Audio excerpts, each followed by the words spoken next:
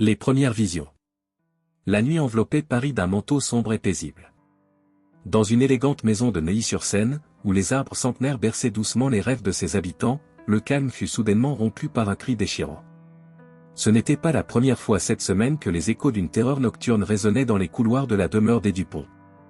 Lucas, un petit garçon de 7 ans aux boucles brunes et aux yeux couleur noisette, se réveilla en sursaut, le front couvert de sueur, ses petites mains agrippant fermement ses draps décorés de motifs spatiaux. Son cœur battait la chamade, comme s'il venait de courir un marathon.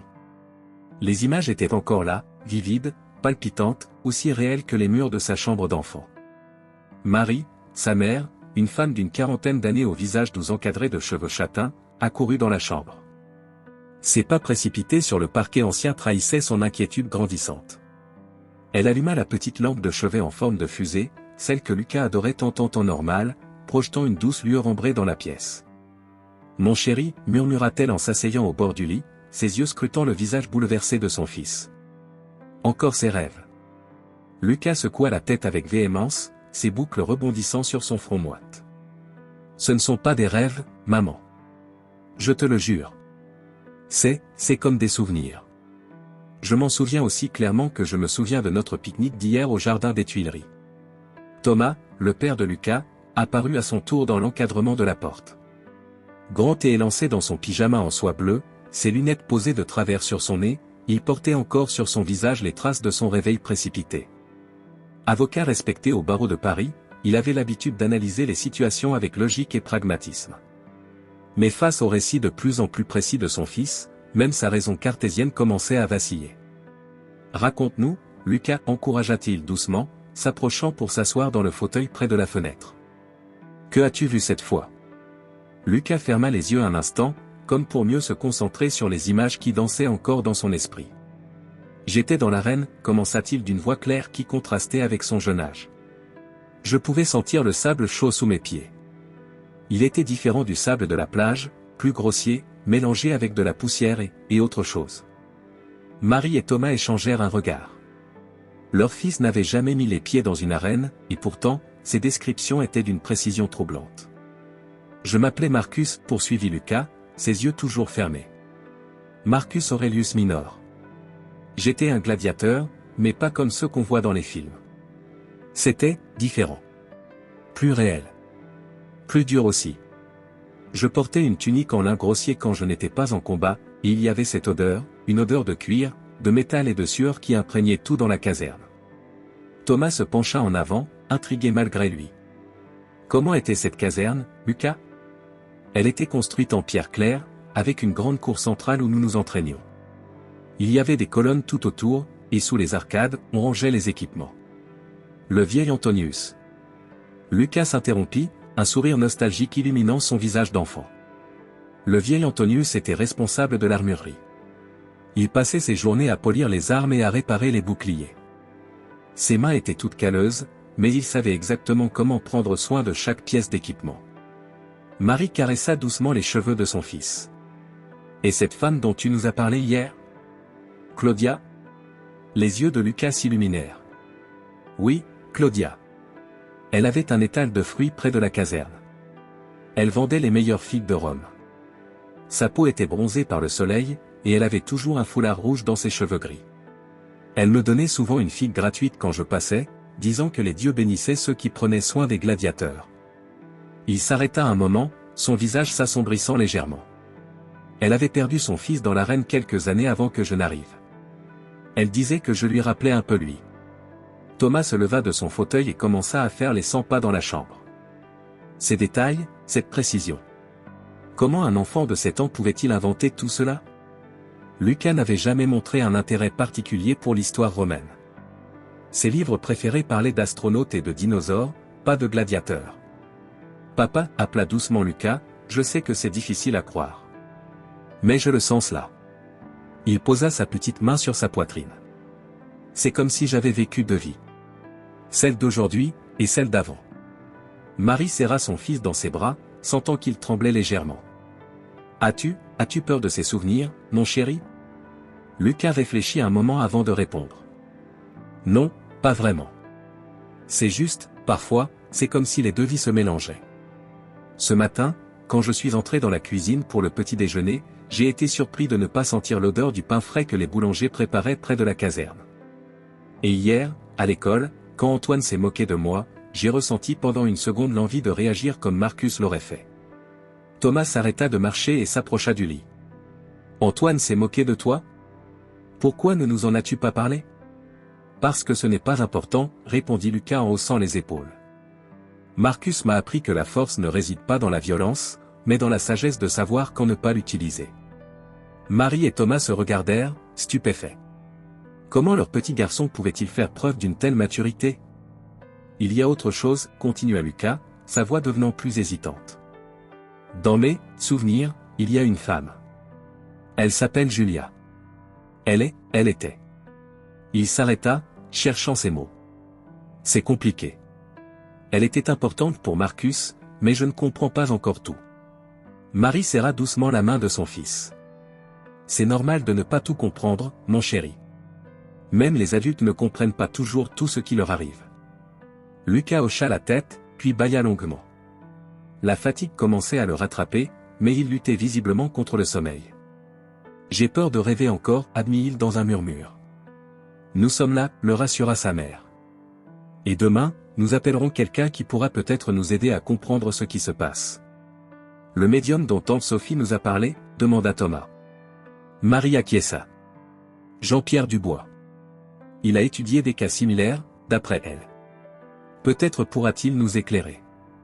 Lucas se rallongea, laissant sa mère remonter la couverture jusqu'à son menton. Ses yeux commençaient déjà à se fermer, mais il lutta encore un instant contre le sommeil. Maman, murmura-t-il. Oui, mon cœur. Tu crois que c'est normal? D'avoir vécu avant. Marie caressa tendrement la joue de son fils. Je crois que la vie est pleine de mystères, mon chéri. Et que certaines personnes spéciales, comme toi, ont peut-être la chance d'en comprendre un peu plus que les autres. Lucas sourit faiblement, ses yeux se fermant définitivement. Marcus aurait aimé te connaître, murmura-t-il avant de sombrer dans le sommeil. Thomas et Marie restèrent encore un moment à observer leur fils endormi. Dans la pénombre de la chambre, bercée par la respiration régulière de Lucas, Marie sentit la main de son mari se poser sur son épaule. Que allons-nous faire, chuchota-t-il. Nous allons l'aider à comprendre, répondit-elle simplement. C'est notre fils, Thomas. Que ses souvenirs soient réels ou non, ils font partie de lui maintenant. Dehors, la nuit parisienne continuait son cours paisible, indifférente au mystère qui se jouait derrière les murs de cette maison de Neuilly-sur-Seine. Une légère brise agitait les feuilles des arbres centenaires, leurs murmures semblant porter les échos d'une époque depuis longtemps révolue, où les arènes résonnaient des cris de la foule et où un gladiateur nommé Marcus vivait, aimait et combattait sous le soleil de Rome. Le médium. Le cabinet de Jean-Pierre Dubois se trouvait dans un vieil immeuble haussmannien du 6e arrondissement de Paris, à quelques pas du jardin du Luxembourg. L'endroit respirait l'histoire, avec ses moulures anciennes et son parquet qui craquait doucement sous les pas. Ce matin-là, une lumière dorée filtrait à travers les hautes fenêtres, illuminant les étagères chargées de livres anciens et d'artefacts mystérieux qui tapissaient les murs. Jean-Pierre n'était pas le genre de médium qu'on s'attendait à rencontrer. Pas de boule de cristal, pas de carte de tarot, pas de foulard aux couleurs criardes. À 65 ans, avec ses cheveux gris soigneusement coiffés et ses lunettes à monture fine, il ressemblait davantage à un professeur d'université qu'à un explorateur du paranormal. Ce qui n'était pas surprenant, puisqu'il avait effectivement enseigné l'histoire ancienne à la Sorbonne pendant plus de 30 ans avant de se consacrer entièrement à l'étude des phénomènes de réincarnation. Sa petite fille Clara, une jeune femme de 25 ans aux yeux vifs et aux cheveux au burn, rangeait des dossiers quand la famille Dupont arriva. Elle les observa discrètement, les parents semblaient nerveux, le père particulièrement tendu dans son costume 3 pièces, la mère serrant doucement la main de leur fils. Mais c'est l'enfant qui retint son attention. Lucas ne montrait aucun signe d'anxiété, regardant autour de lui avec une curiosité tranquille qui semblait bien au-delà de ses 7 ans. Bienvenue, les accueillit Jean-Pierre en se levant de son bureau. Je suis Jean-Pierre Dubois, et voici ma petite fille et assistante, Clara. Thomas s'avança le premier, serrant fermement la main tendue. Thomas Dupont. Ma femme Marie, et notre fils Lucas.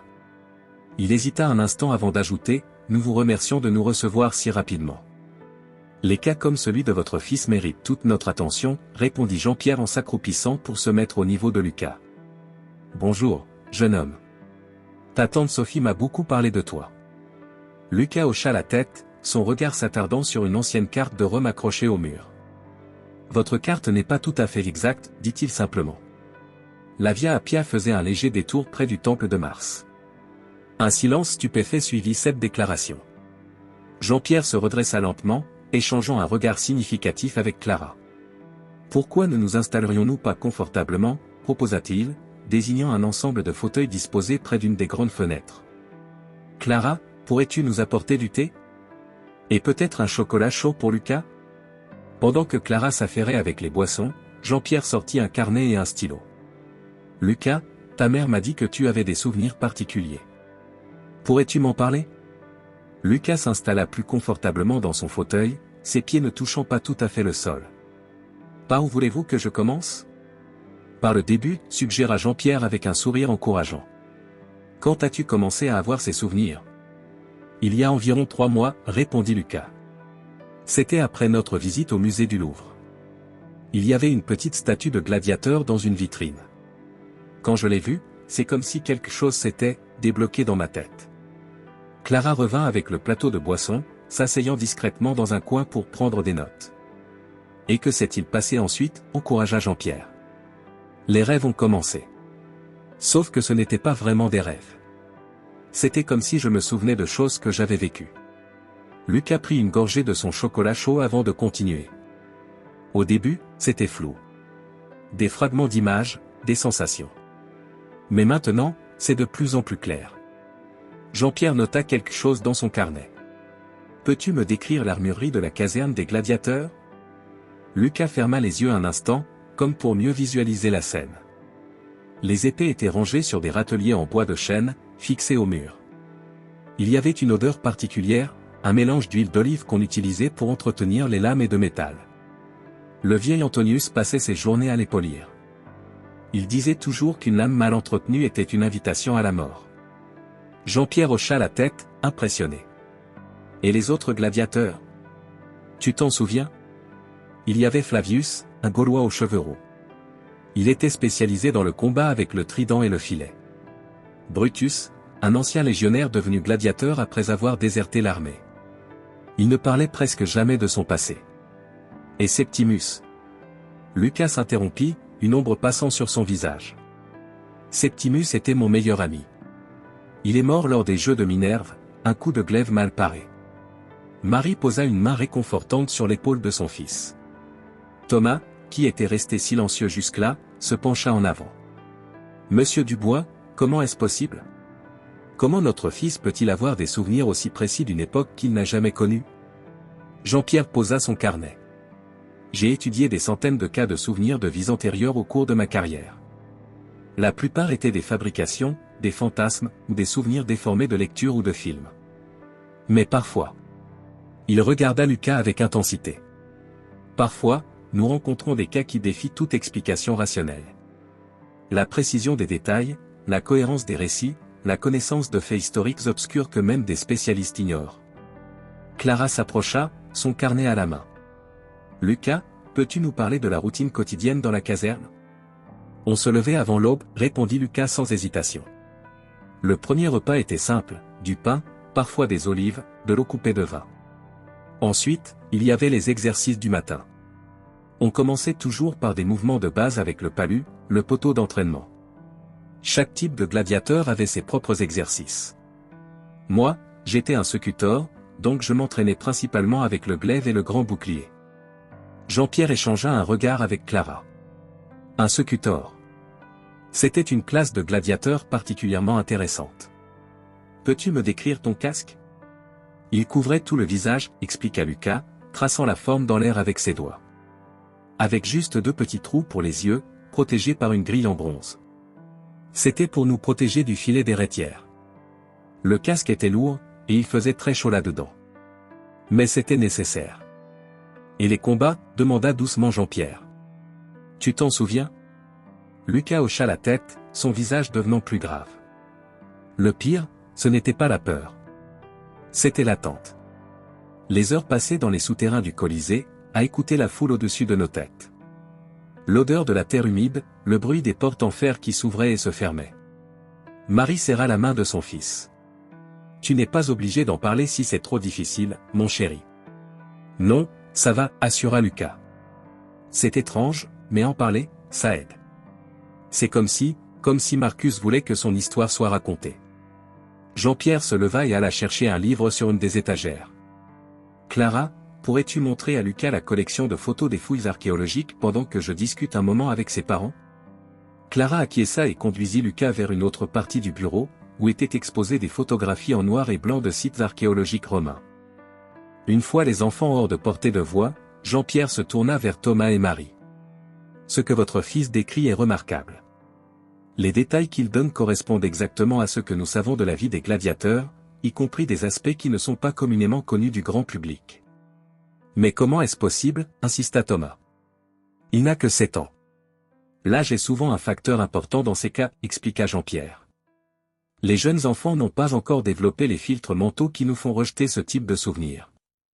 Ils sont plus perméables aux mémoires de leurs vies antérieures. Et que suggérez-vous? Demanda Marie, jetant un regard inquiet vers son fils qui examinait attentivement les photographies avec Clara. Je voudrais suivre Lucas régulièrement, répondit Jean-Pierre. Documenter ses souvenirs, les vérifier par rapport aux sources historiques. Clara pourrait également passer du temps avec lui, l'aider à comprendre et à intégrer ses souvenirs dans sa vie actuelle.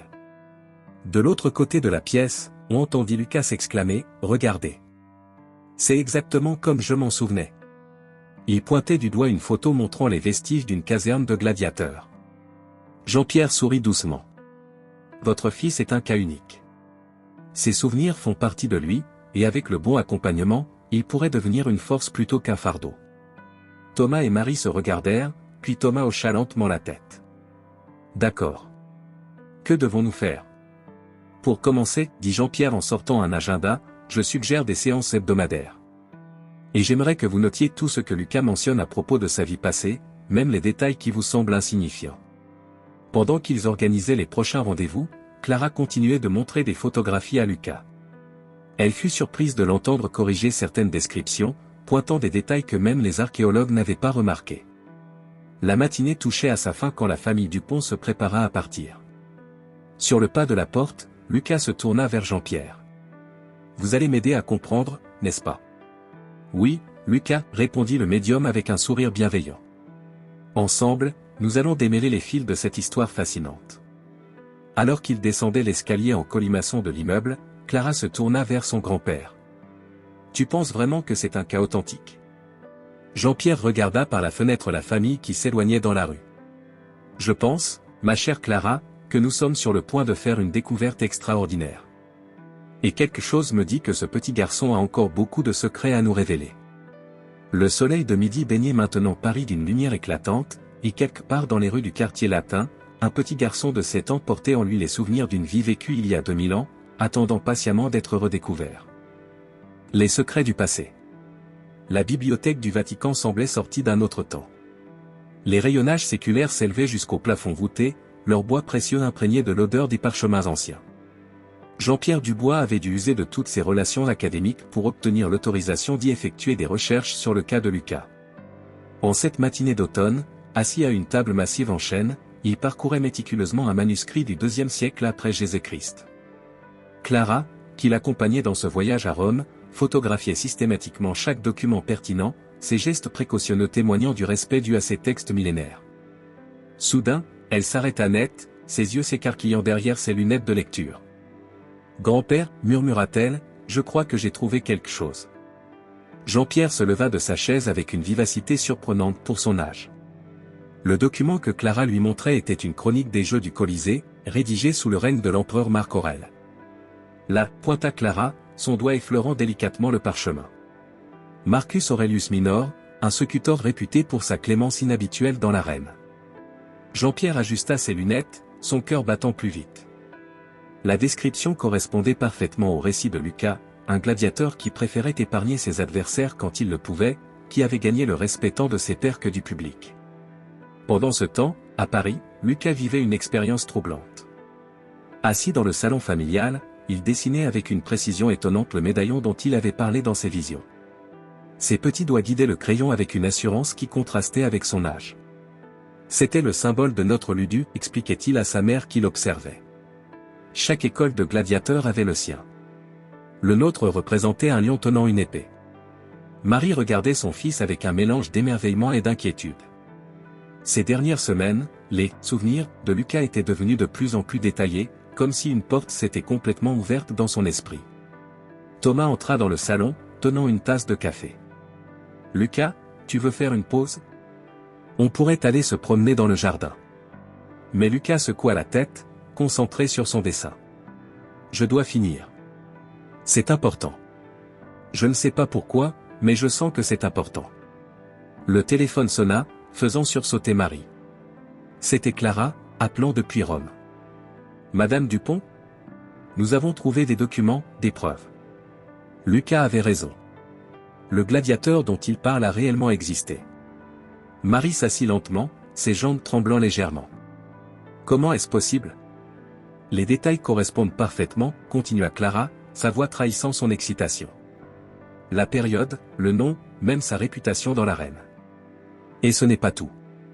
Nous avons trouvé des mentions de plusieurs personnes dont Lucas nous a parlé, Antonius, l'armurier, Flavius le Gaulois. Thomas, voyant le visage bouleversé de sa femme, prit doucement le téléphone. « Mademoiselle Clara ?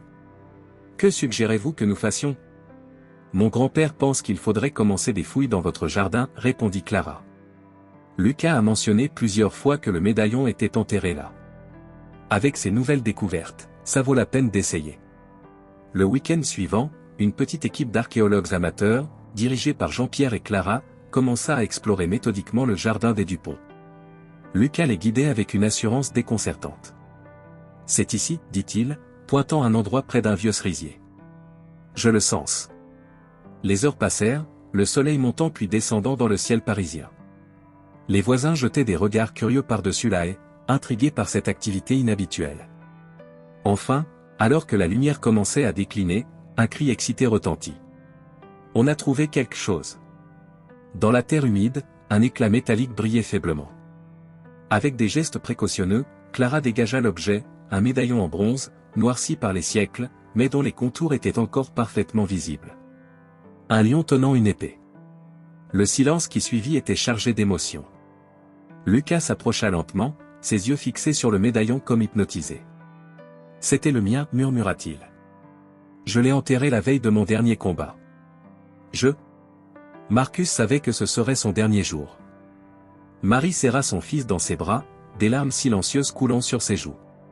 Thomas, habituellement si rationnel, si cartésien, regardait la scène avec des yeux nouveaux, comme si le monde qu'il croyait connaître venait de s'élargir considérablement. Jean-Pierre s'approcha doucement, tenant le médaillon avec révérence. « Lucas, peux-tu nous parler de ce dernier jour ?» Le petit garçon ferma les yeux, son visage prenant cette expression particulière qu'il avait quand il accédait au souvenir de Marcus. C'était pendant les Jeux de septembre. L'empereur était présent. La foule était plus nombreuse que d'habitude. Je devais affronter un rétiaire de Capoue, un champion invaincu. Il s'arrêta un moment, comme pour rassembler ses pensées. Mais ce n'est pas lui qui. Ce n'est pas comme ça que ça s'est terminé. Il y a eu cet accident.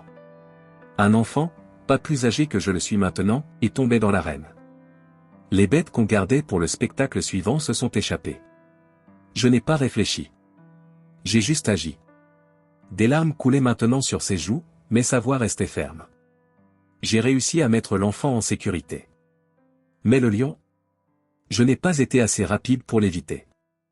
Clara prenait des notes frénétiquement, ses yeux brillants d'émotion. Jean-Pierre posa une main réconfortante sur l'épaule de Lucas.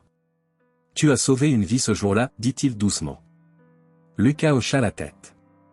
Marcus est mort en héros. La foule a scandé son nom pendant des heures. L'empereur a accordé une pension à sa famille. Mais tout ça.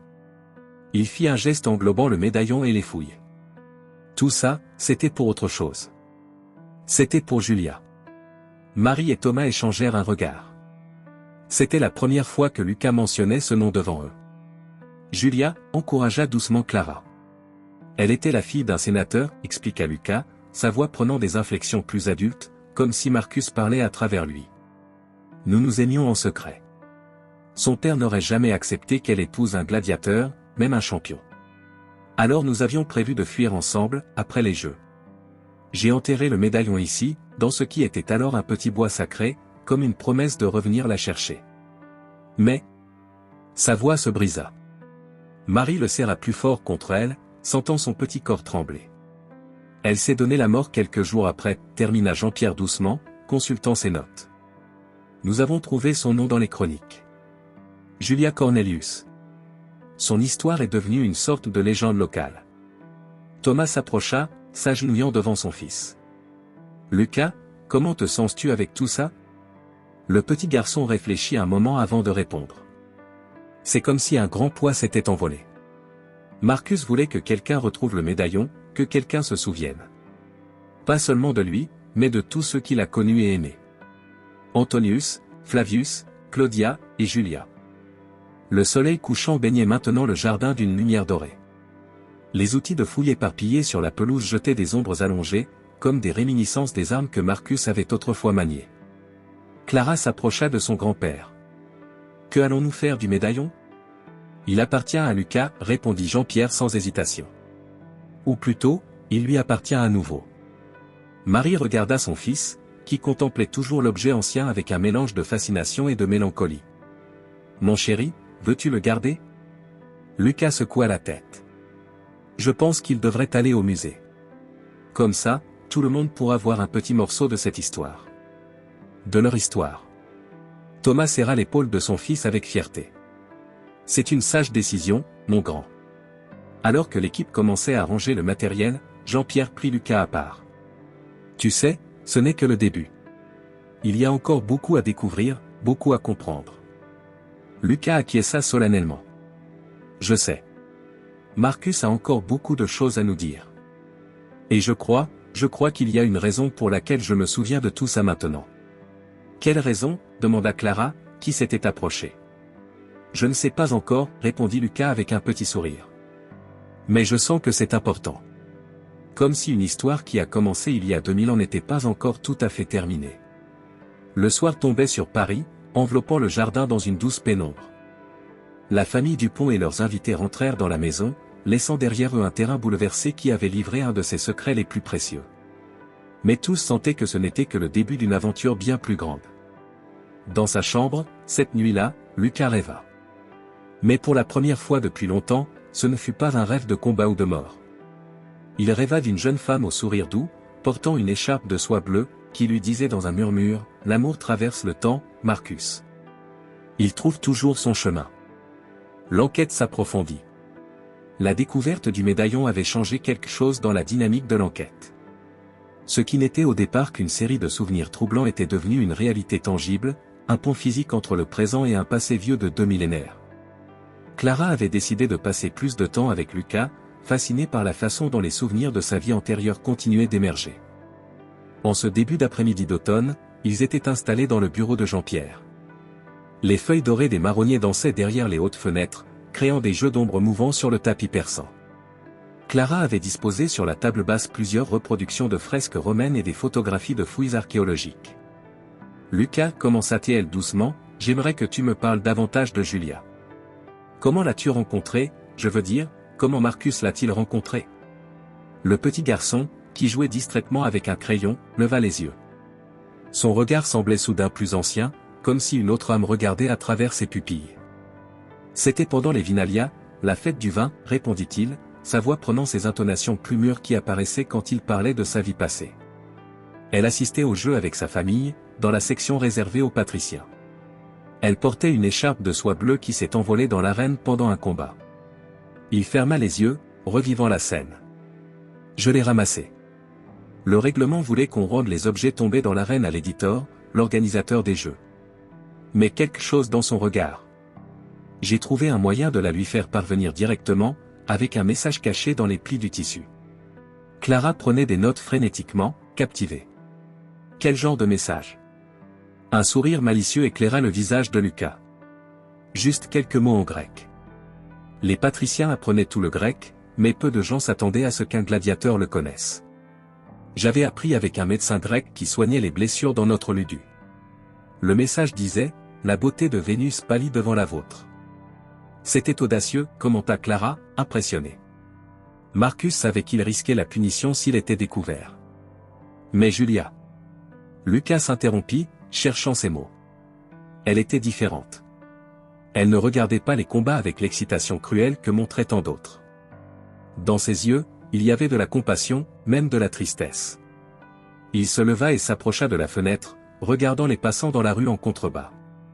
Elle a commencé à venir régulièrement aux entraînements publics. Elle portait toujours cette écharpe bleue, comme un signal. Nous avons trouvé des moyens de nous parler brièvement, d'échanger des messages. Claudia, la marchande de fruits, nous aidait. Elle cachait nos lettres dans les paniers de figues. Clara se pencha en avant, intriguée. Comment communiquiez-vous sans éveiller les soupçons? Julia était intelligente, répondit Lucas avec fierté. Elle avait appris le système de signaux que les gladiateurs utilisaient dans l'arène. Nous pouvions avoir des conversations entières juste avec de petits gestes que personne d'autre ne comprenait. Et puis, il y avait nos rencontres secrètes dans le temple de Vesta. Le temple de Vesta, répéta Clara, surprise. C'était très risqué, non? Lucas hocha la tête. Une des Vestales était la cousine de Julia. Elle nous aidait, nous donnait un peu de temps ensemble dans le jardin du temple. C'était les seuls moments où nous pouvions vraiment parler, être nous-mêmes. Sa voix se brisa légèrement. Elle aimait la poésie.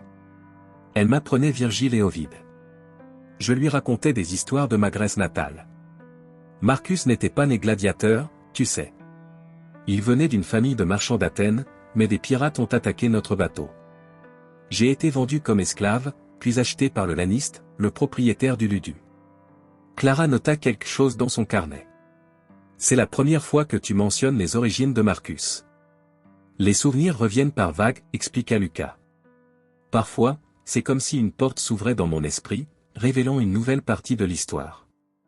À ce moment, Jean-Pierre entra dans le bureau, portant une pile de documents.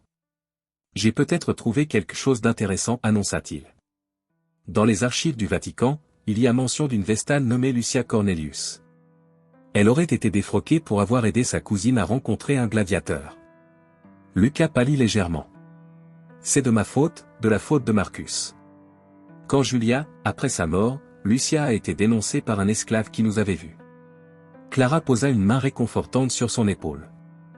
Ce n'était pas de ta faute. Ni celle de Marcus. L'amour ne devrait pas être un crime. Mais il l'était, murmura Lucas. Pour une patricienne et un gladiateur. Pour une Vestale qui aidait des amants interdits. Tout était si rigide, si contrôlé. Jean-Pierre s'assit dans son fauteuil, observant attentivement le petit garçon. Lucas, peux-tu nous parler de vos projets? Marcus et Julia devaient avoir des plans. Un éclair de douleur traversa le visage de Lucas. Nous voulions fuir. Après les Jeux de septembre, quand la garde serait relâchée pendant les festivités. J'avais économisé assez de mon prix de victoire pour acheter un passage sur un bateau vers la Grèce. Julia avait converti ses bijoux en pièces d'or. Nous avions tout prévu. Il s'arrêta, les larmes aux yeux. Clara lui tendit un mouchoir, attendant patiemment qu'il continue. Le médaillon, je l'ai enterré comme une promesse. Si quelque chose m'arrivait, je voulais qu'elle sache où trouver l'argent que j'avais caché. Mais je n'ai jamais pu lui dire. Le combat, l'enfant dans l'arène, tout est arrivé si vite. Jean-Pierre se leva et alla chercher un document dans son bureau. J'ai trouvé ceci hier. C'est une lettre, écrite par Julia à sa cousine Lucia, la veille de sa mort. Lucas tendit la main, tremblant légèrement. Je peux? C'est une copie, précisa Jean-Pierre en lui tendant le papier. L'original est dans les archives du Vatican. Lucas commença à lire, ses lèvres bougeant silencieusement. Soudain, il haleta. Elle savait. Elle avait compris pour le médaillon. Elle écrit qu'elle a vu Marcus faire un geste vers le bois sacré pendant son dernier combat, le même geste qu'il utilisait pour lui indiquer où la retrouver. Mais, encouragea doucement Clara. Elle ne pouvait pas supporter l'idée de fuir seule, de vivre sans lui. Elle écrit qu'elle préfère le rejoindre dans l'autre monde. Lucas reposa la lettre, des larmes coulant librement sur ses joues. Si seulement elle avait attendu, si seulement elle avait cherché le médaillon. Clara échangea un regard avec son grand-père. Lucas, tu penses que c'est pour ça que tu te souviens maintenant? Pour résoudre ce mystère inachevé? Le petit garçon réfléchit un moment. Peut-être. Ou peut-être que c'est plus que ça. Parfois, je fais ces rêves. Des rêves où Julia n'est pas juste un souvenir. C'est comme si elle aussi était revenue. Jean-Pierre se redressa dans son fauteuil. Que veux-tu dire? Je ne sais pas exactement, admit Lucas. C'est juste une sensation. Comme si quelque part, elle aussi se souvenait. Comme si nos âmes se cherchaient encore. Un silence pensif tomba sur le bureau. Le soleil d'automne commençait à décliner, projetant des ombres plus longues à travers les fenêtres. Clara regardait ses notes, essayant de mettre de l'ordre dans toutes ces révélations. Il y a autre chose, dit soudain Lucas. Dans la lettre, Julia parle d'un rêve qu'elle a fait. Un rêve où elle et Marcus se retrouvent dans une autre vie, dans un monde où leur amour n'est pas interdit. Jean-Pierre se pencha en avant, intrigué. Elle croyait à la réincarnation? Beaucoup de Romains y croyaient, répondit Lucas. Surtout ceux qui étaient attirés par les cultes orientaux. Julia s'intéressait au mystère d'Isis. Elle disait toujours que l'amour véritable ne pouvait pas être détruit, même par la mort. Clara nota quelque chose dans son carnet, puis regarda Lucas avec curiosité. Et toi, qu'en penses-tu? Tu crois que Julia s'est réincarnée aussi? Lucas resta silencieux un moment, regardant par la fenêtre les derniers rayons du soleil qui doraient les toits de Paris. Je ne sais pas, dit-il finalement. Mais parfois, quand je suis dans la cour de récréation, ou au parc, j'ai cette sensation. Comme si quelqu'un me manquait terriblement, quelqu'un que je n'ai pas encore rencontré dans cette vie. Jean-Pierre et Clara échangèrent un regard. Cette histoire de réincarnation prenait une tournure qu'aucun d'eux n'avait anticipée. Ce n'était plus seulement une enquête sur le passé, mais peut-être aussi une quête dans le présent. Dehors, les premières étoiles commençaient à apparaître dans le ciel parisien. Lucas se leva, soudain redevenu le petit garçon de 7 ans qu'il était. « Je peux avoir un chocolat chaud ?» demanda-t-il avec un sourire timide. Clara rit doucement. « Bien sûr. Et pendant que je le prépare, tu pourras me raconter d'autres histoires sur la Rome antique. J'aimerais beaucoup en savoir plus sur Claudia et ses figues. » Alors qu'il quittait le bureau, Jean-Pierre resta un moment pensif, regardant la lettre de Julia. Quelque part dans Paris, se pouvait-il qu'une autre âme ancienne se réveille, portant les souvenirs d'un amour vieux de 2000 ans? L'histoire de Marcus et Julia n'était peut-être pas encore terminée. Le prix de la vérité. L'histoire de Lucas avait commencé à attirer l'attention. Ce qui n'était au début qu'une affaire privée, confinée au cercle intime de la famille Dupont et aux recherches discrètes de Jean-Pierre Dubois, s'était progressivement transformé en un phénomène qui dépassait largement les murs de leur maison de Neuilly-sur-Seine. Tout avait commencé par un article dans un petit journal local, écrit par une journaliste qui avait entendu parler de l'histoire par une voisine des Dupont. L'article, bien que respectueux, avait attiré l'attention d'autres médias. Bientôt, les journalistes commencèrent à rôder autour de la maison, espérant capturer une photo ou obtenir une interview du « petit garçon qui se souvient de Rome ». Marie regardait par la fenêtre de la cuisine, observant les deux photographes qui attendaient de l'autre côté de la rue. « Ça ne peut plus continuer comme ça, murmura-t-elle, serrant sa tasse de café entre ses mains. Thomas, assis à la table de la cuisine, parcourait les derniers emails reçus à son cabinet d'avocat. Son visage se durcit en lisant certains messages. « J'ai perdu 3 clients cette semaine, annonça-t-il, sa voix tendue. Ils disent qu'ils ne peuvent pas faire confiance à un avocat dans la famille. » Il s'interrompit, ne voulant pas terminer la phrase. « Dans la famille quoi ?» demanda Lucas, qui venait d'entrer dans la cuisine. Il portait son cartable, prêt à partir pour l'école, mais son visage habituellement enjoué était marqué par l'inquiétude. Marie s'approcha de son fils, s'agenouillant pour être à sa hauteur. « Ce n'est rien, mon chéri. Les adultes sont parfois stupides, suggéra Lucas avec un petit sourire triste. Je sais ce qu'ils disent à l'école. Que je suis un menteur, que je cherche l'attention, que notre famille est bizarre. » Thomas se leva brusquement, faisant racler sa chaise sur le sol. « Je vais t'accompagner à l'école aujourd'hui. »« Ce n'est pas nécessaire, papa, » protesta doucement Lucas. « Je peux gérer ça. » Mais Thomas insista, et quelques minutes plus tard, père et fils marchaient dans les rues de Neuilly, évitant habilement les journalistes. Sur le chemin, Thomas observait son fils du coin de l'œil, remarquant comment ses petites épaules semblaient porter un poids bien trop lourd pour son âge. À l'école, la situation n'était guère meilleure. Alors que Lucas traversait la cour de récréation, les conversations s'arrêtaient sur son passage, suivies de chuchotements et parfois de rires étouffés. Antoine, un garçon qui avait été son ami avant que tout cela ne commence, se détourna ostensiblement quand Lucas passa près de lui. Mademoiselle Laurent, son institutrice, faisait de son mieux pour maintenir l'ordre dans la classe, mais même elle semblait mal à l'aise face à la situation. Quand Lucas levait la main pour répondre à une question sur l'histoire romaine, elle hésitait visiblement avant de l'interroger, comme si elle craignait que ses réponses ne provoquent de nouvelles moqueries.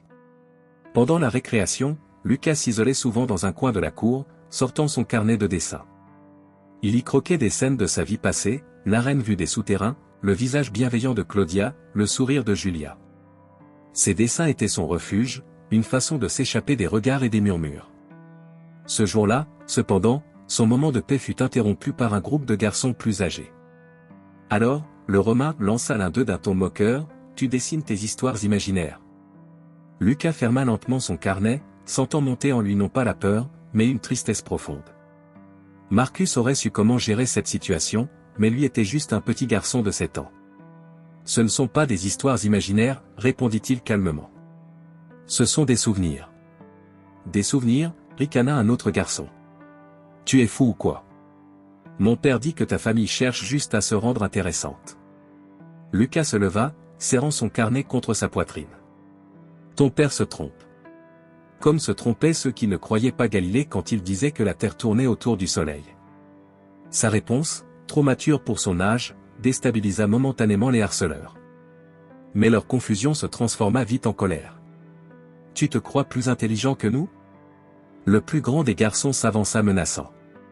C'est alors qu'une voix féminine retentit, « Laissez-le tranquille. » Une petite fille aux cheveux noirs et aux yeux vifs s'interposa entre Lucas et les garçons. « Vous n'avez pas honte de vous mettre à plusieurs contre lui ?» Lucas la regarda, surpris. C'était Sarah, une nouvelle élève arrivée la semaine précédente. Quelque chose dans son regard, dans sa façon de se tenir, lui rappelait étrangement, mais non, c'était impossible. Les garçons, décontenancés par cette intervention inattendue, finirent par s'éloigner en marmonnant. Sarah se tourna vers Lucas avec un sourire amical. « Merci, dit-il doucement. »« De rien. Je déteste les brutes, répondit-elle. Puis, jetant un coup d'œil à son carnet, « Ce sont tes dessins? Je peux voir ?» Hésitant un moment, Lucas finit par ouvrir son carnet. Sarah s'assit à côté de lui, regardant les croquis avec une attention qui le surprit. « C'est étrange, murmura-t-elle, mais j'ai l'impression d'avoir déjà vu ces endroits. Dans mes rêves, peut-être. » Le cœur de Lucas manqua un battement, mais avant qu'il ne puisse répondre, la cloche sonna, marquant la fin de la récréation. Ce soir-là, quand Clara vint le chercher à l'école pour l'emmener au bureau de Jean-Pierre, Lucas était inhabituellement silencieux. « Quelque chose ne va pas ?» demanda-t-elle alors qu'il marchait dans les rues de Paris. « Je ne veux plus me souvenir » lâcha-t-il soudain, des larmes dans la voix. « Je veux juste être normal. Papa perd ses clients, maman est inquiète tout le temps, les enfants à l'école se moquent de moi. » Clara s'arrêta et s'agenouilla devant lui. « Lucas, écoute-moi. Ce que tu vis est extraordinaire. Oui, c'est difficile, mais parfois les choses les plus importantes de notre vie sont aussi les plus difficiles à porter. » « Mais pourquoi moi ?» demanda-t-il, sa voix tremblant légèrement.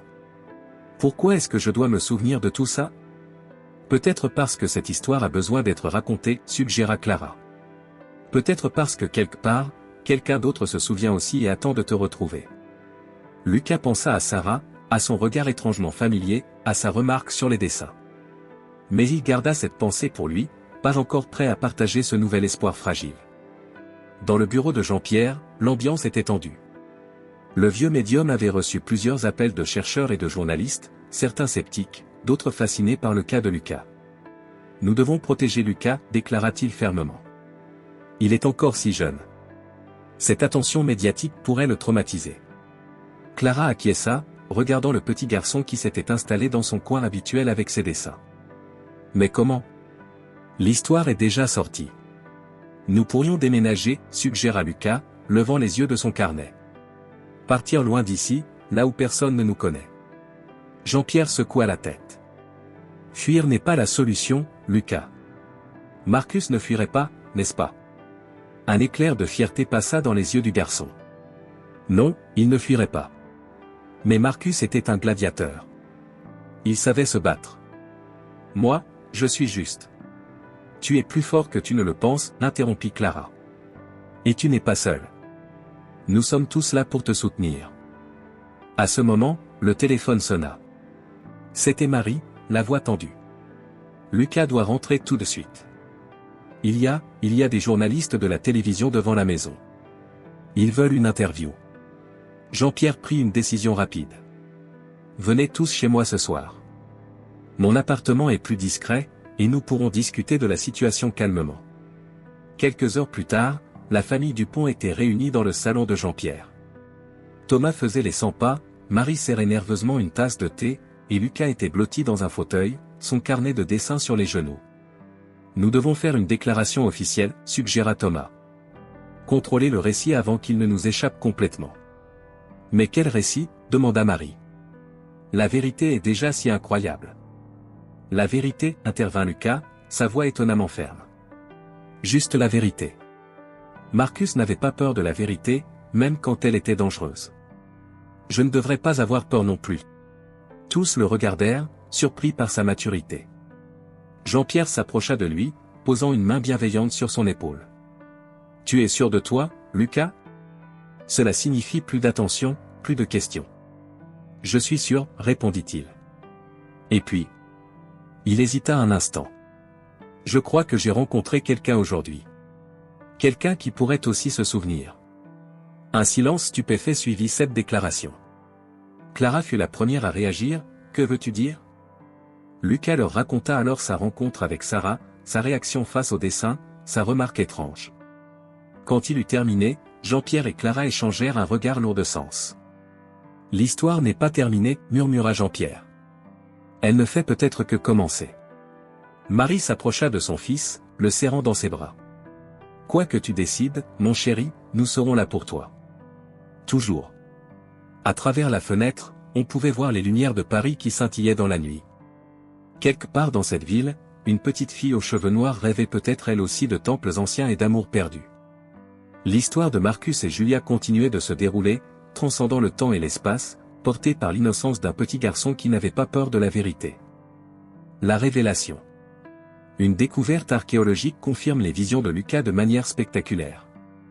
Le soleil printanier baignait Rome d'une lumière dorée lorsque le téléphone de Jean-Pierre Dubois sonna ce matin-là. À l'autre bout du fil, la voix excitée du professeur Giuseppe Martelli, un éminent archéologue italien, résonnait avec enthousiasme. Une découverte extraordinaire venait d'être faite dans les environs du Colisée, lors de travaux de rénovation d'un ancien bâtiment. Mon cher ami, s'exclama Martelli en français, vous devez venir immédiatement. Nous avons mis au jour une tombe de gladiateurs parfaitement conservée. Les inscriptions, vous n'allez pas le croire.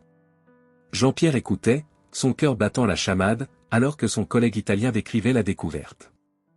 La tombe contenait non seulement les restes d'un gladiateur, mais aussi un trésor inestimable, des tablettes de cire miraculeusement préservées, contenant ce qui semblait être un journal intime. Sans perdre un instant, Jean-Pierre contacta la famille de Lucas. Vous devez venir à Rome, insista-t-il. Ce que nous avons trouvé pourrait tout changer. 3 jours plus tard, Lucas, ses parents, et Clara se trouvaient dans un petit bureau climatisé du musée archéologique de Rome. Les murs étaient tapissés de photos de la découverte, et sur une table centrale, protégée par une vitrine en verre, reposaient les précieuses tablettes. Le professeur Martelli, un homme aux cheveux gris et au visage bienveillant, observait attentivement Lucas alors que celui-ci s'approchait des tablettes. Le jeune garçon semblait hypnotisé par les anciennes inscriptions. « C'est mon écriture, murmura Lucas en français, ses yeux s'emplissant de larmes. Je veux dire, c'est l'écriture de Marcus. Je la reconnais. La façon dont il formait les lettres, c'est exactement comme dans mes souvenirs. » Marie serra la main de Thomas, tous deux stupéfaits par la réaction de leur fils. Clara, assise près de la vitrine, sortit son carnet pour prendre des notes, ses mains tremblant légèrement d'émotion. Le professeur Martelli fit signe à un assistant qui apporta des photographies haute définition des tablettes, ainsi qu'une traduction préliminaire. Jean-Pierre commença à lire à voix haute, traduisant en français au fur et à mesure. Les Jeux approchent, et avec eux, mon 10e combat dans l'arène. Hier, Julia est venue me voir en secret. Elle portait son écharpe bleue, celle qui fait ressortir la couleur de ses yeux. Elle craint pour ma vie, mais je lui ai promis de survivre. Pour elle, je surmonterai tous les obstacles. Lucas ferma les yeux, submergé par les émotions. Je me souviens de ce jour, dit-il doucement. Il pleuvait légèrement, et Julia avait les cheveux humides. Elle m'avait apporté une amulette pour me porter chance. Le professeur Martelly échangea un regard stupéfait avec Jean-Pierre. Comment peut-il savoir cela, demanda-t-il en italien. La suite du texte mentionne effectivement une amulette, mais nous n'avions pas encore traduit cette partie. Les jours suivants furent consacrés à l'étude minutieuse des tablettes. Chaque nouvelle traduction confirmait les récits de Lucas avec une précision troublante. Le journal mentionnait des détails sur la vie quotidienne dans la caserne des gladiateurs que même les historiens ignoraient jusqu'alors. Marcus y décrivait l'odeur du pain frais que le boulanger Flavius apportait chaque matin, le son des épées s'entrechoquant pendant l'entraînement, les conversations à voix basse entre les gladiateurs la nuit, quand la peur de la mort les empêchait de dormir. Un passage particulièrement émouvant racontait comment Marcus avait sauvé un jeune esclave de la punition du fouet en prenant la responsabilité d'une erreur qu'il n'avait pas commise. Lucas se souvenait parfaitement de cet incident, et les cicatrices sur son dos semblaient le brûler alors qu'il écoutait la lecture du texte. Clara passait des heures à comparer les récits précédents de Lucas avec les écrits découverts dans la tombe. « C'est extraordinaire, dit-elle un soir à son grand-père. Non seulement les grands événements correspondent, mais aussi les plus petits détails. La façon dont il décrit l'atmosphère avant un combat, les superstitions des autres gladiateurs, même les noms des chevaux utilisés dans les spectacles. » Les archéologues firent une autre découverte fascinante dans la tombe, un petit médaillon en argent, similaire à celui que la famille avait trouvé dans leur jardin en France. Les deux bijoux portaient le même symbole, une combinaison unique de motifs qui n'avait jamais été recensée auparavant dans l'art romain. Un après-midi, alors que Lucas examinait les photos des fouilles, il remarqua un détail que personne n'avait encore relevé. Dans un coin de la tombe, à peine visible, se trouvait une inscription, « Pour Julia, mon étoile éternelle ». Je l'ai gravé la veille de mon dernier combat, expliqua Lucas, sa voix tremblant légèrement. Je savais que quelque chose allait se passer. J'avais fait un rêve. Je voulais qu'elle sache que mon amour pour elle traverserait le temps. Le professeur Martelly organisa une conférence de presse pour annoncer les découvertes. L'événement attira des journalistes du monde entier, fascinés par cette histoire extraordinaire. Les experts en histoire romaine étaient particulièrement intéressés par les nouvelles informations sur la vie des gladiateurs révélées par les tablettes. Mais ce qui captiva le plus l'attention fut la façon dont les écrits confirmaient des événements historiques jusqu'alors inconnus. Le journal mentionnait une éclipse solaire survenue pendant un important combat, un détail qui fut confirmé par les calculs astronomiques modernes. Il décrivait également une épidémie qui avait touché Rome, dont les historiens trouvèrent plus tard la trace dans des documents administratifs récemment découverts. Pour la famille de Lucas, ces confirmations apportaient un sentiment de validation après des mois de doute et d'incertitude. Marie observait son fils avec un mélange de fierté et d'émerveillement, comprenant enfin pleinement la profondeur de son expérience. Thomas, qui avait initialement été le plus sceptique, passa des heures à étudier les documents avec Jean-Pierre, fasciné par les implications philosophiques et spirituelles de cette découverte. « C'est comme si l'histoire nous avait attendus, dit-il un soir. Comme si ces tablettes avaient été préservées spécialement pour confirmer l'histoire de Lucas. » Clara commença à travailler sur un documentaire, filmant les réactions de Lucas face aux artefacts et recueillant les témoignages des experts. Les images du jeune garçon guidant les archéologues à travers les ruines, pointant des détails architecturaux invisibles pour les autres, étaient particulièrement saisissantes. Un moment particulièrement émouvant survint lorsque l'équipe découvrit une fresque cachée dans un coin de la tombe. Elle représentait une scène de combat, et Lucas put décrire avec précision les événements qui s'étaient déroulés ce jour-là, nommant chaque gladiateur représenté et expliquant leur technique de combat spécifique. Le soir, dans leur chambre d'hôtel donnant sur les ruines de Rome, Lucas parlait souvent avec sa mère de ses sentiments contradictoires. « Parfois, je me sens comme deux personnes différentes, confia-t-il. Marcus est si présent, si réel dans mes souvenirs, mais je suis aussi Lucas, un garçon du XXIe siècle qui aime les jeux vidéo et le football. » Marie écoutait son fils avec attention, comprenant que cette découverte, aussi extraordinaire soit-elle, représentait aussi un défi pour un enfant de son âge. Comment intégrer ces deux vies, ces deux identités? Jean-Pierre, fort de son expérience dans l'étude des cas de réincarnation, travaillait étroitement avec Lucas pour l'aider à trouver un équilibre. Il expliquait que chaque souvenir, chaque expérience, contribuait à enrichir sa personnalité actuelle. Le professeur Martelly, de son côté, continuait à faire des découvertes fascinantes dans la tombe. Des objets personnels, des amulettes, des fragments de lettres, chaque nouvelle trouvaille confirmait un peu plus les récits de Lucas. Le monde académique, initialement sceptique, commençait à prendre au sérieux cette histoire extraordinaire. La découverte la plus touchante fut peut-être celle d'une petite boîte en bois, miraculeusement préservée, contenant une mèche de cheveux noirs attachée par un ruban bleu décoloré. Lucas reconnut immédiatement l'objet, c'était un cadeau de Julia, murmura-t-il. Elle me l'avait donné la dernière fois que nous nous étions vus. Cette révélation, plus que toute autre, semblait établir un pont tangible entre le passé et le présent. C'était la preuve physique d'une histoire d'amour qui avait traversé les siècles, attendant patiemment d'être redécouverte. Alors que le soleil se couchait sur Rome, baignant les ruines antiques d'une lumière dorée, Lucas se tenait devant la tombe de Marcus, sa main posée sur la pierre ancienne. Dans ce moment de connexion profonde entre passé et présent, il comprit que cette découverte n'était pas une fin, mais un nouveau début.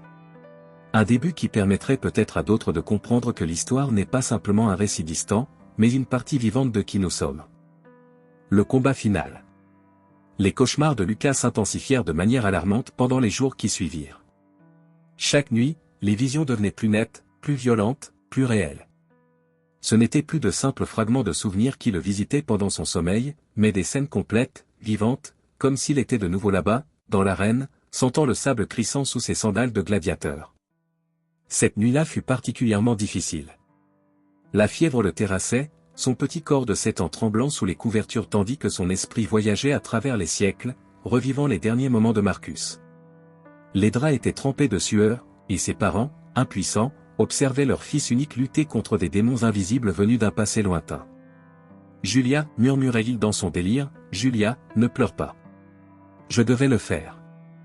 L'enfant devait vivre. » Marie, assise au bord du lit, épongeait régulièrement le front brûlant de son fils. Thomas faisait les 100 pas dans la chambre, son visage habituellement calme marqué par l'inquiétude. Les médecins étaient venus et repartis, ne trouvant aucune cause physique à cette fièvre mystérieuse qui consumait le petit garçon. Clara, qui avait développé un lien particulier avec Lucas au fil des mois, refusait de quitter son chevet. Elle tenait fermement la main moite du garçon, comme une encre le reliant au présent alors que son esprit dérivait dans les méandres du passé. Son grand-père, Jean-Pierre, avait installé un petit bureau de fortune dans un coin de la chambre, consultant frénétiquement ses notes et ses livres d'histoire ancienne. Il revit le moment, expliqua Jean-Pierre, sa voix grave résonnant dans la pénombre de la chambre. Le moment où Marcus a fait son choix ultime. C'est un passage nécessaire, mais dangereux. Il doit traverser cette épreuve pour trouver la paix. Les heures s'écoulaient lentement, marquées uniquement par le tic-tac régulier de la pendule et les murmures fiévreux de Lucas. Par moments, il parlait en latin, sa voix prenant des inflexions plus graves, plus matures, comme si Marcus lui-même s'exprimait à travers lui. Le soleil était aveuglant ce jour-là, raconta-t-il soudain en français, les yeux toujours fermés. Je pouvais à peine voir mon adversaire. C'était un combat important, les gradins étaient pleins. Je sentais le poids de mon bouclier, l'équilibre parfait de mon glaive dans ma main droite. L'odeur du cuir de mes protections se mêlait à celle de la poussière et de la sueur. Clara notait fébrilement chaque détail, sachant que ces moments étaient précieux pour comprendre ce qui s'était réellement passé il y a près de 2000 ans. Jean-Pierre s'approcha du lit, écoutant attentivement. Le combat avait bien commencé, poursuivit Lucas, sa voix tremblante. Mon adversaire était fort, mais je connaissais ses points faibles. Je l'avais déjà vu combattre. Il avait tendance à trop protéger son flanc droit, laissant une ouverture sur sa gauche. Le public était en délire, ils aimaient voir un bon combat technique. Il s'interrompit, secoué par un violent frisson. Marie resserra les couvertures autour de lui, échangeant un regard inquiet avec Thomas. Et puis, reprit-il après un moment, j'ai entendu le cri. Un cri différent des autres, un cri de terreur pure. Dans la section populaire, tout en haut des gradins, il y avait du mouvement. La foule s'écartait. Un petit garçon, il ne devait pas avoir plus de 5 ans, était tombé. Il glissait sur la pierre lisse, tentant désespérément de se rattraper. Sa mère hurlait, impuissante. Des larmes coulaient maintenant sur les joues de Lucas, se mêlant à la sueur qui perlait sur son visage. Je l'ai vu tomber, comme au ralenti. Son petit corps traversant l'air, ses bras battant le vide. Sans réfléchir, j'ai lâché mon bouclier. Mon adversaire ne comprenait pas ce qui se passait. Le public non plus. Je me suis élancé, calculant la trajectoire. Je savais que je pouvais l'atteindre à temps, mais je savais aussi ce que cela signifiait. Clara serrait sa main plus fort, ses propres yeux embués de larmes. Jean-Pierre s'était rapproché encore, notant chaque mot avec une précision maniaque. J'ai réussi à le rattraper, continua Lucas, sa voix à peine plus qu'un murmure. Son petit corps a heurté mes bras tendus. Le choc m'a fait tomber à genoux. Il était sauf. J'entendais les cris de soulagement de sa mère, les acclamations de la foule. Mais je savais que ce n'était pas fini. Il se tut un instant, son corps secoué de tremblements. Mon adversaire. Il n'avait pas compris, ou peut-être n'avait-il pas voulu comprendre. Son épée. Je l'ai sentie avant de la voir. Dans le dos, entre les omoplates. Un endroit que mon armure ne protégeait pas. La douleur était, étrange. Pas aussi forte que je l'aurais imaginé. J'ai entendu Julia hurler dans les gradins. Elle n'aurait pas dû être là ce jour-là. Marie étouffa un sanglot. Thomas s'était approché, posant une main réconfortante sur l'épaule de sa femme. Le sable était chaud sous mes genoux, poursuivit Lucas. Je tenais toujours l'enfant contre moi. Il pleurait, mais il était vivant. Des gardes sont venus le chercher. La dernière chose que j'ai vue, c'était son visage. Il me regardait avec de grands yeux effrayés. Puis tout est devenu noir. Le silence tomba dans la chambre, lourd de sens et d'émotion. Pendant plusieurs minutes, seule la respiration laborieuse de Lucas troubla ce calme pesant. Je comprends maintenant, dit-il soudain, sa voix plus claire, plus présente. Je comprends pourquoi ces souvenirs sont revenus. Ce n'était pas une mort tragique. C'était un choix. Mon choix. La vie de cet enfant valait plus que la mienne à ce moment-là. Jean-Pierre s'approcha, s'asseyant de l'autre côté du lit. Les archives mentionnent ce jour, dit-il doucement. Le petit garçon s'appelait Lucius. Il a vécu une longue vie, est devenu médecin. Il a sauvé de nombreuses vies à son tour. Lucas ouvrit les yeux pour la première fois depuis des heures. La fièvre semblait enfin tomber, son regard retrouvant sa lucidité. Une vie contre des centaines d'autres, murmura-t-il. Marcus avait raison. Ce n'était pas une fin, mais un passage. Une transmission. Clara, qui n'avait pas lâché sa main, sourit à travers ses larmes. C'est pour ça que tu es là aujourd'hui, n'est-ce pas? Pour comprendre et accepter ce choix. Lucas hocha faiblement la tête. Je devais revivre ce moment, pas seulement m'en souvenir. Comprendre vraiment. La peur, la douleur, mais aussi la certitude. La paix dans ce choix. Marie caressa tendrement les cheveux de son fils. Mon brave petit garçon, murmura-t-elle. Tu as porté ce poids si longtemps. Ce n'est plus un poids maintenant, répondit Lucas, un léger sourire aux lèvres. C'est une force. Une compréhension. Marcus fait partie de moi, mais je suis Lucas. Chaque vie nous apprend quelque chose de nouveau. La fièvre avait complètement disparu maintenant. Dehors, l'aube commençait à poindre, baignant la chambre d'une douce lumière dorée. Jean-Pierre rangea silencieusement ses notes, comprenant que cette nuit marquait un tournant décisif. Le courage, dit-il pensif, n'est pas l'absence de peur. C'est la capacité de faire ce qui est juste malgré la peur. Marcus l'a prouvé il y a 2000 ans, et toi, Lucas, tu viens de le prouver à nouveau. Thomas s'approcha de son fils, posant une main ferme sur son épaule. Je suis fier de toi, mon fils. De qui tu étais, et de qui tu es. Lucas ferma les yeux, épuisé mais en paix. Le combat final n'était pas celui dans l'arène, réalisa-t-il. C'était celui-ci, accepter pleinement qui il était, comprendre que la mort de Marcus n'était pas une tragédie mais un acte d'amour et de courage qui résonnait à travers les siècles.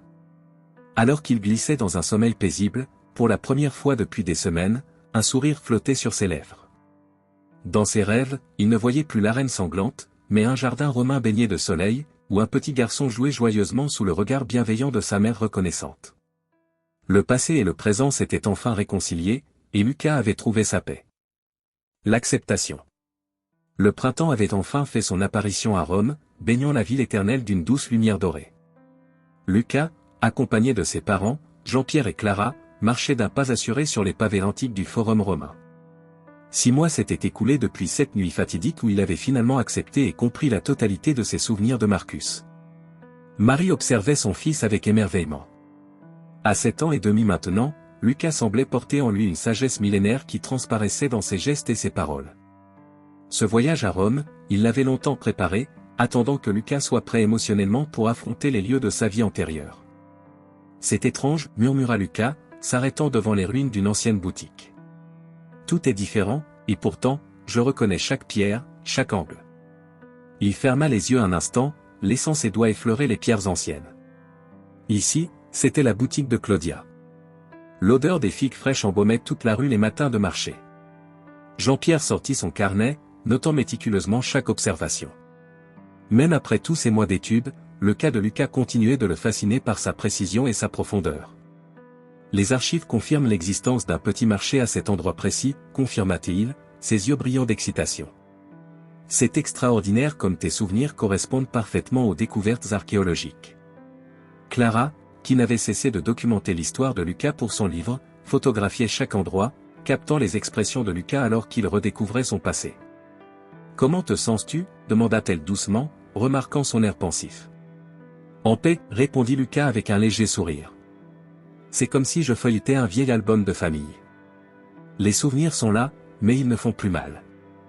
Ils font partie de moi, comme une histoire qu'on m'aurait racontée 1000 fois. » Thomas, qui avait initialement eu tant de mal à accepter la situation, regardait maintenant son fils avec une fierté non dissimulée.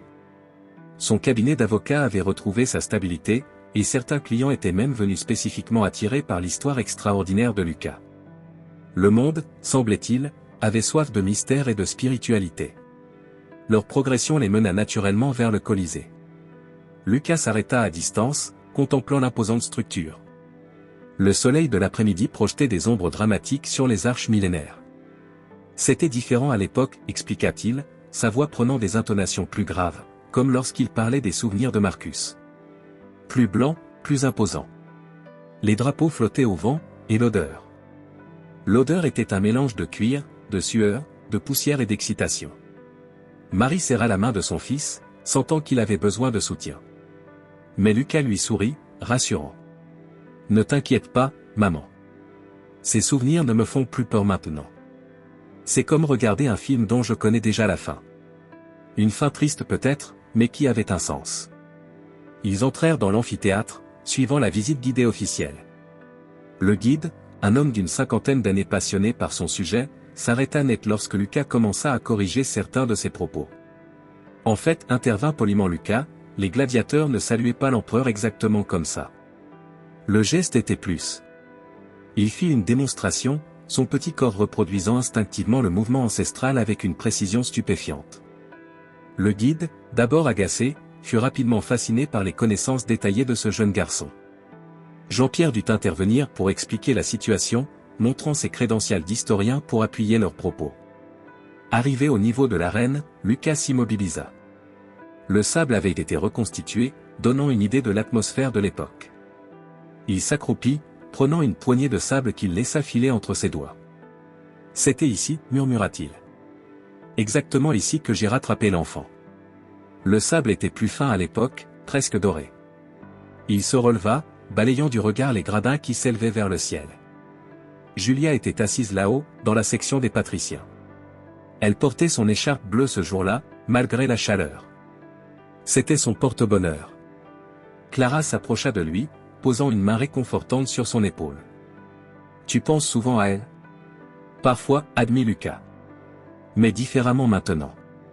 Je sais qu'elle a compris mon choix, même si ça lui a brisé le cœur. L'amour, le vrai, c'est aussi accepter les choix de l'autre, même quand ils nous font mal. » Marie essuya discrètement une larme. Son petit garçon parlait parfois avec une telle maturité qu'elle en avait le vertige. Thomas la prit par la taille, la serrant contre lui. Le reste de l'après-midi fut consacré à la visite des quartiers où Marcus avait vécu. Lucas les guida à travers les ruines avec une assurance étonnante, décrivant les bâtiments tels qu'ils étaient il y a 2000 ans, racontant des anecdotes sur les personnes qui y vivaient. La caserne des gladiateurs était ici, expliqua-t-il, désignant un ensemble de ruines. Nous dormions à 12 par chambre. Antonius, le plus ancien d'entre nous, racontait des histoires le soir pour nous aider à oublier les combats du lendemain. Jean-Pierre prenait des notes frénétiques, comparant chaque détail avec ses recherches. « C'est fascinant, murmura-t-il à Clara. Certains de ces détails ne sont mentionnés dans aucun texte historique, et pourtant, les fouilles récentes confirment tout ce qu'il dit. » Alors que le soleil commençait à décliner, teintant le ciel de rose et d'or, ils s'installèrent dans un petit restaurant de la Via dei Fori Imperiali. Lucas regardait par la fenêtre, contemplant les ruines illuminées par les derniers rayons du jour. Tu sais, dit-il soudain à Clara qui travaillait sur son manuscrit, je crois que c'est important de raconter cette histoire. Pas seulement pour moi ou pour Marcus, mais pour montrer que chaque vie a un sens, même si on ne le comprend pas tout de suite. Clara hocha la tête, notant ces paroles. Son livre prenait forme, mêlant l'histoire personnelle de Lucas aux recherches historiques de Jean-Pierre et aux implications philosophiques de cette expérience extraordinaire. Les gens pensent souvent que la réincarnation, c'est une histoire de karma ou de punition, poursuivit Lucas, jouant distraitement avec son verre d'eau. Mais je crois que c'est plus simple que ça. C'est comme une grande bibliothèque où chaque vie est un livre différent. Parfois, on se souvient d'une histoire qu'on a déjà lue, et ça nous aide à mieux comprendre celle qu'on est en train de vivre. Marie et Thomas échangèrent un regard ému. Leur fils avait tellement grandi à travers cette expérience. Les cauchemars avaient cessé, remplacés par une sérénité qu'ils n'auraient jamais cru possible quelques mois auparavant. Jean-Pierre, qui avait prévu de prendre sa retraite après cette dernière enquête, rangeait ses notes avec satisfaction. Tu sais, Lucas, dit-il, j'ai étudié des centaines de cas de souvenirs de vies antérieures au cours de ma carrière, mais jamais je n'ai rencontré quelqu'un capable d'intégrer ces souvenirs avec autant de sagesse et de maturité. Lucas sourit, ce sourire d'enfant qui rappelait à tous qu'il était aussi, et avant tout, un petit garçon de 7 ans. C'est parce que j'ai eu de l'aide, répondit-il simplement. Vous m'avez tous aidé à comprendre que je n'avais pas à choisir entre Lucas et Marcus. Je peux être les deux, et c'est ce qui me rend unique. Le repas se prolongea dans une atmosphère détendue, mêlant conversation sur le passé et projets d'avenir. Clara parlait avec enthousiasme de son livre, Thomas évoquait les changements positifs dans son cabinet, et Marie rayonnait de voir sa famille enfin en paix. Plus tard dans la soirée, alors qu'il se promenait près du Panthéon illuminé, Lucas s'arrêta brusquement. « Regardez, dit-il, pointant le ciel étoilé. Les étoiles sont les mêmes qu'il y a 2000 ans. C'est la seule chose qui n'a pas changé. Qu'est-ce que ça te fait de voir Rome aujourd'hui » demanda Clara, curieuse. Lucas réfléchit un moment avant de répondre. C'est comme retrouver une vieille maison d'enfance. Les murs ont changé, les couleurs sont différentes, mais l'essence est la même. Rome est toujours Rome, elle a juste grandi, comme moi. Jean-Pierre sortit de sa sacoche un petit paquet soigneusement emballé. J'ai quelque chose pour toi, Lucas, dit-il. C'était une reproduction exacte du médaillon que Marie avait trouvé dans leur jardin, celui portant le symbole que Lucas avait dessiné. Pour ne jamais oublier que le passé et le présent sont liés, expliqua le vieil homme. Pas comme un fardeau, mais comme une source de sagesse. Lucas serra le médaillon dans sa petite main, ému. Je n'oublierai pas, promit-il. Ni Marcus, ni son sacrifice, ni tout ce que cette expérience m'a appris. Sur le chemin du retour vers leur hôtel, Lucas marchait d'un pas léger, tenant la main de sa mère. Les ruines de la Rome antique se dressaient autour d'eux, témoins silencieux du passage du temps. Tu sais ce qui est le plus étrange, dit-il à sa mère. C'est que maintenant, je me sens plus Lucas que jamais. Comprendre qui était Marcus m'a aidé à comprendre qui je suis vraiment. Marie serra tendrement la main de son fils. Et qui es-tu, mon chéri ? Je suis Lucas, répondit-il avec un sourire rayonnant. Un petit garçon de 7 ans qui aime le chocolat chaud et les histoires d'aventure. Mais je suis aussi quelqu'un qui sait que l'amour et le courage peuvent traverser les siècles. Et ça, c'est un super pouvoir, non ? Thomas ébouriffa affectueusement les cheveux de son fils. Le plus grand des super pouvoirs, confirma-t-il. Cette nuit-là, dans leur chambre d'hôtel avec vue sur les toits de Rome, Lucas s'endormit paisiblement, le médaillon serré contre son cœur. Dans ses rêves, les images de sa vie présente et de sa vie passée se mêlaient harmonieusement, comme les différents chapitres d'une même grande histoire. Et quelque part, dans l'immensité du temps, Marcus souriait, sachant que son sacrifice n'avait pas été vain. À travers Lucas, son histoire continuerait à inspirer et à enseigner que l'amour, sous toutes ses formes, est la force la plus puissante qui soit, capable de transcender même les frontières du temps. Fin.